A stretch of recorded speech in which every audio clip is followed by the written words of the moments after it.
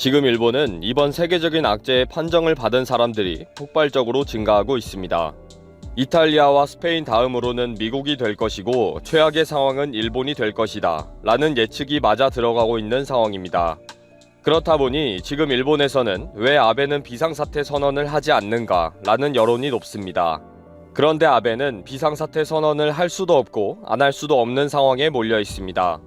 지금 일본에서는 전문가 회의뿐 아니라 의료단체와 경제계까지 나서서 아베는 빨리 비상사태를 선언해라 라고 촉구하고 있습니다. 아베는 왜 아직 주저하고 있는가, 책임을 져야 하는 상황을 회피하는가, 배짱이 없는가 등으로 비난하고 있기도 합니다. 일본 방송에서는 연일 기자들이나 경제학자들이 출연해 우리는 비상사태 선언을 기다리고 있다. 이제는 일본 국민들도 기다리고 있다 라고 하고 있습니다. 대학 교수들도 너무 늦은 비상사태 선언, 아베의 지루함이 더 무섭다 라는 칼럼을 통해 일본 경제는 시간이 지날수록 회복 불가능한 지경에 이르고 있다. 결국 폭발적인 증가는 현실이 되고 있다. 아베는 무슨 생각을 하고 있는가 라고 지적하고 있습니다.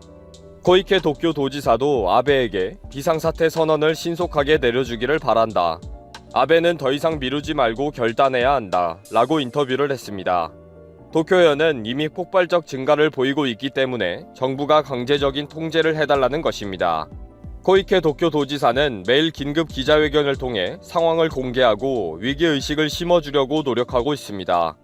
지금 우리나라에서 각 시도의 시장들이 기자회견을 하는 것과 비슷합니다. 이 회견을 통해 코이케는 지금 도쿄는 비상상황입니다. 폭발적인 증가가 예상됩니다. 각자 유의해야 합니다. 라는 호소를 하고 있습니다. 사실 코이케가 할 수 있는 역할은 제한적입니다. 모든 행정적인 조치는 아베가 해야 하기 때문인데요. 그런데 아베는 지금 아무런 결정을 내리지 못하고 있습니다. 일본에서 검토하고 있는 비상사태 선언의 핵심은 집단 이용시설의 이용을 제한하는 것과 주민들의 외출 자제를 요청하는 것으로 크게 나눌 수가 있습니다. 일본의 특별조치법 45조는 외출 자제 요청, 학교 등 시설 사용 제한, 영화와 음악 등 행사의 제한 등으로 규정이 되어 있습니다. 대상이 되는 시설은 영화관, 호텔, 스포츠시설, 도서관, 클럽, 학원 등입니다. 정말 일본 내수 경제를 올스톱시키는 조치입니다. 아베 정부는 비상사태 선언의 두 가지 요건 중에 국민의 생명에 심각한 피해를 줄 우려가 있는 상황은 이미 충족했지만 전국적으로 급속하게 확산되어 국민 생활에 심대한 영향을 미치는 상황은 아직 검토해야 한다고 정말 말도 안 되는 소리를 하고 있습니다. 아베는 검사를 확대하지 않으면서 일본 국민들이 경제활동을 하다가 생명에 심각한 피해만 주면 그냥 이대로 살아보자는 식인 거죠.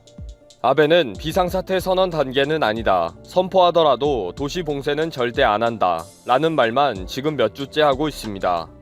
마이니치 신문은 아베 정부는 필요 여부를 신중하게 검토하고 있다. 라는 발표만 하면서 일본 경제에 미칠 파장을 계속 고민하고 있다고 보도했습니다. 사실 지금 아베는 이러지도 저러지도 못하는 상황에 몰려 있다고 보는 것입니다. 일본의 경제는 한일 경제전쟁부터 관광산업의 폭망이 시작되었고 도쿄올림픽의 연기로 최악의 상황을 맞고 있습니다. 게다가 아베의 소비세 인상으로 내수 경제는 완전히 꺾어진 상태인데 이번 세계적인 악재까지 만났으니 보통 일이 아닌 거죠. 마이니치 신문에 의하면 일본 정부가 비상사태 선언을 하게 되면 일본 경제에 2년간 약 63조엔, 약 712조 827억 원 규모의 손실을 가지고 올 것이라고 보도했습니다. 미야모토 간사이대 교수는 도쿄에만 비상사태를 선언하게 되면 약 11조 3천억엔, 약 127조 8천억 원의 경제 손실이 발생할 것이다 라고 추산했습니다.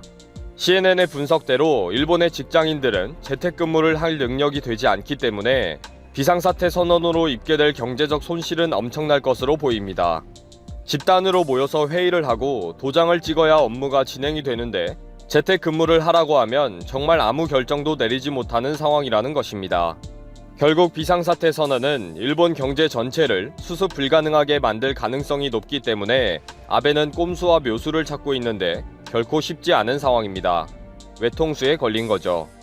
지금 도쿄 등 일본의 상황은 이탈리아와 스페인, 미국의 경우를 그대로 따라가고 있습니다. 일본의 모든 도시 지역을 중심으로 판정받은 자들이 계속 늘어나고 있는데 가장 큰 문제는 전파 경로를 전혀 파악할 수가 없다는 것입니다. 만약에 검사를 확대할 경우에는 감당할 수 없을 정도로 이미 일본 전역에는 환자들이 넘칠 것으로 보고 있습니다. 물론 아베의 도쿄올림픽 도박 때문에 전파를 방치한 결과이기도 하지만 이제 와서 검사를 확대하지도 못하고 비상사태 선언도 못하는 아베의 무능력 때문이라고 보면 확실합니다. 이러지도 저러지도 못하면서 머리만 굴리고 있는 아베가 참 딱합니다. 이런 아베만 쳐다보고 있는 일본인들은 더 불쌍하고요. 1만 7천 개의 섬으로 구성된 인도네시아는 인구수 2억 7,200만 명으로 세계 4위, GDP 1315조 원으로 아세안 국가 중 압도적인 1위입니다.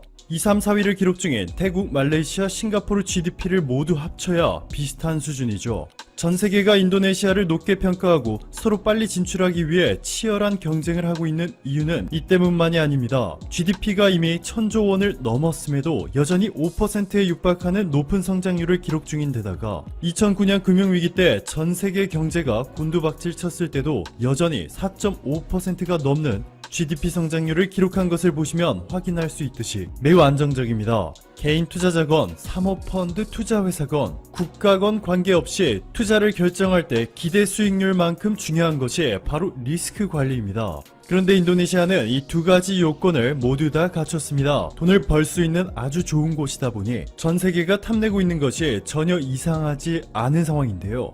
반대로 인도네시아는 어느 국가에 이 황금 같은 기회를 주려고 하고 있을까요? 올해 인도네시아의 국방 예산 127조 루피아를 효율적으로 써야 한다. 인도네시아의 조코위 대통령이 최근 군경 수뇌부 리더십 회의에서 지시한 내용입니다. 그런데 여러분들도 아시다시피 현재 인도네시아는 방위 기술이 너무 뒤처져 있습니다. 인도네시아 홀로는 국가를 지킬 만큼 강력한 전투기나 잠수함을 만들 수 없죠. 그래서 현재 다른 나라에서 무기를 사는 동시에 기술도 배울 수 있기를 간절히 희망하며 자신들에게 있어서 최고의 국가를 찾고 있습니다. 자, 그런데 놀랍게도 전 세계 무기 수출의 3분의 1 이상을 차지하고 있는 미국도 아니고 자동차며 외식 문화 산업이며 그동안 인도네시아가 절대적으로 의존해왔던 일본도 아니었습니다. 놀랍게도 프랑스, 러시아, 그리고 한국이 인도네시아의 국방 예산을 거머쥐게 될 최종 후보에 오른 것으로 전해졌습니다. 조코위 인도네시아 대통령이 직접 이렇게 밝혔습니다. 국방장관이 프랑스, 동유럽, 그리고 한국의 무기체계 구매를 평가했고 곧 결정할 것이다 라고 말이죠. 그런데 프랑스 유력 주간 신문 라트리뷰는 인도네시아가 한국과 차세대 전투기 협력 사업을 때려치우고 프랑스 다쏘라는 회사로부터 라팔 전투기를 구매하는 것을 추진 중에 있다 보도를 냈습니다. 이 때문에 인도네시아가 현재 한국과 진행 중이었던 차세대 전투기 개발 사업 KF-X 사업을 내팽개치고 기술만 꿀꺽한 채 먹튀하는 것 아니냐는 우려의 목소리도 상당히 나왔죠. 그런데 인도네시아가 최근 충격적인 발표를 하나 하게 됩니다. 물론 프랑스에게 충격적이겠죠. 프랑스 언론의 이러한 발표에 인도네시아의 프라보어 수비안토 국방장관은 그건 단지 프랑스의 희망사항이라 딱 잘라 말하며 프랑스의 희망을 담은 보도라고 전했고 방위사업청도 인도네시아가 최근 분담금 추가 지급을 멈춘 것은 사실이지만 작년 초까지 KF-X 사업 분담금 2,200억 원을 지급하였고 조코위 인도네시아 대통령이 지속적으로 사업에 참여하겠다는 의지를 표명한 바 있다 전했습니다. 완벽에 가까운 수준을 보여주고 있는 최근 한국 정부의 외교 능력을 못마땅해 하는 이들이 미세한 오류를 과장하고 왜곡 보도하였을 가능성이 의심되는 상황입니다. 인도네시아가 한국에 돈을 주지 않고 만만하게 보고 있다는 이들의 주장과 현실은 매우 다르게 흘러가고 있습니다. 인도네시아가 9년 전 한국의 대우조선해양에 1조 3천억 원을 지불하고 1,400톤급 잠수함 3척을 만들어달라 주문하였고 지난해 4월에도 1,400톤급 잠수함 3척을 추가로 계약하였습니다. 그리고 이 중에는 한국이 인도네시아에 기술을 전수해준 덕분에 인도네시아에서 직접 조립한 잠수함도 있는데요. 첨단 기술 터득을 통한 인도네시아 방위산업 성장을 그토록 갈망하던 인도네시아 정부의 소원을 한국이 이뤄준 셈이죠.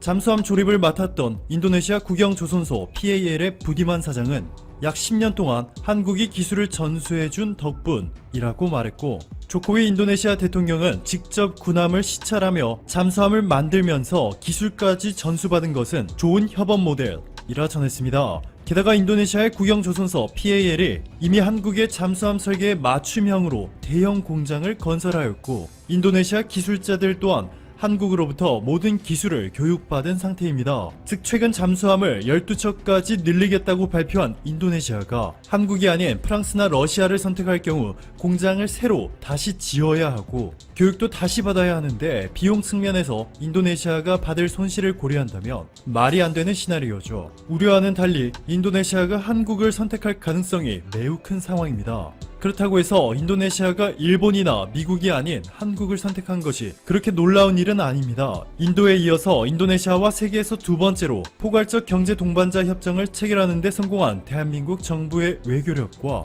최근 2조 원을 투자해 1년 만에 25만 대의 완성차를 생산할 수 있는 초대형 공장을 짓는 동시에 인도네시아를 생산 거점으로 두어 2026년에 449만 대에 달할 것으로 전망되고 있는 아세안 자동차 시장에서 일본 브랜드를 앞지를 계획을 세운 현대차 등 한국 기업들의 과감한 투자가 뒷받침해주고 있습니다. 또한 자바섬에서 동칼리만탄으로 수도를 이전하려는 인도네시아의 조코위 대통령이 성공 사례로 가장 강조하고 있는 것이 바로 한국의 세종시. 실제로 인도네시아는 벤치마킹을 하기 위해서 인도네시아 공무원들을 한국 세종시로 보내 교육받게 하기도 하였죠.